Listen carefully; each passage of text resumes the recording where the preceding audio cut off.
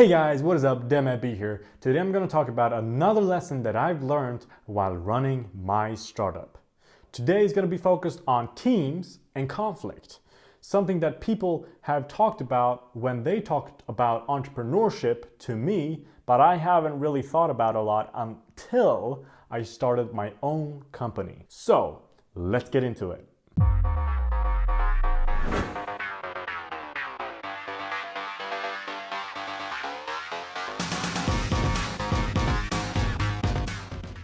I'm hoping that you think more about the advice that I have today than I have when I talk to other entrepreneurs and they told me this thing, because I didn't take it as seriously as it actually is. The team that you decide to build something with, and trust me, you're gonna need a team. If you wanna do something big, you can't do it alone. So you gotta find a team.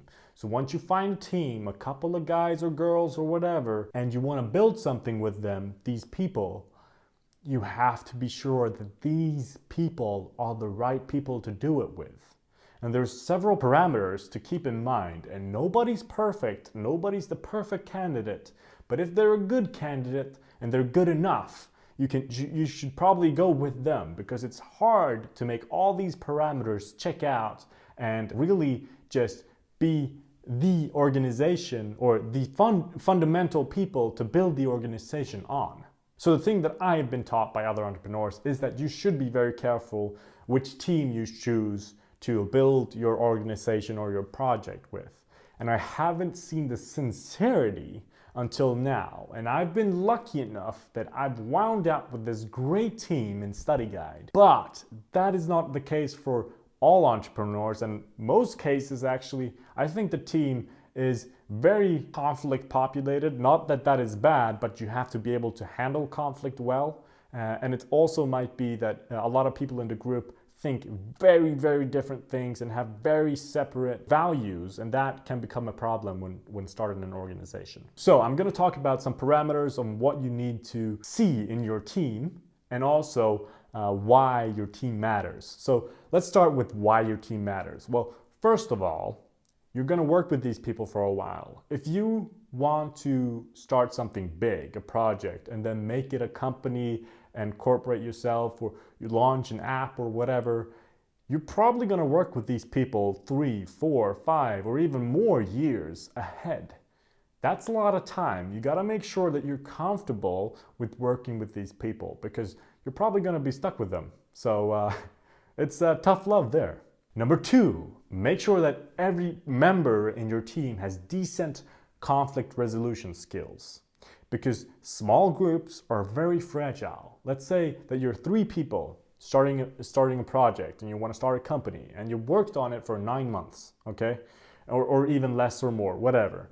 You're 3 people and you're working on this thing and it's going well, but you get into conflicts, here and there, but then you have this big conflict, and bad things are being said, negative emotions are being felt, and it becomes so bad that one member just drops off the team. Okay?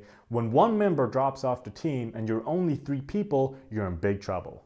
Because if that member had a very, very essential part or role or competence for this project to go on, it's going to be hard to find something who can jump in for that person. And it's going to be a lot of paperwork, especially if you've already incorporated yourself to make that transition. And also, if team members are being or feel hurt, it can become a lot of trouble to actually use whatever you've produced during these 9 months. And these 9 months can actually be, all scrapped just because of one conflict.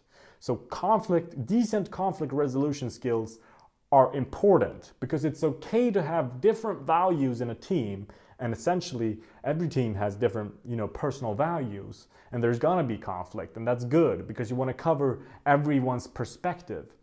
But you gotta make sure that it doesn't become as bad as you split the group, because that can cause you a lot of trouble and cost you a lot of time in the long run. Number 3 is a quick one. Make sure that you have competences that kind of balance out each other. Someone knows about business, someone about tech, and someone about law, whatever. Make sure that you guys have very clear roles and very clear competences that can fill those roles. The fourth and last one, there's a lot of things more you can think about, but I think these are the top four.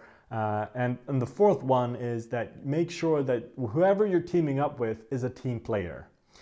People who have played sports where they play in teams tend to be better team players than, or have more experience. They don't have to be better, but they have more experience in being a team player than someone who has just practiced solo sports or solo musical instruments and not, you know, played as a band or boxed 3-on-3 or whatever.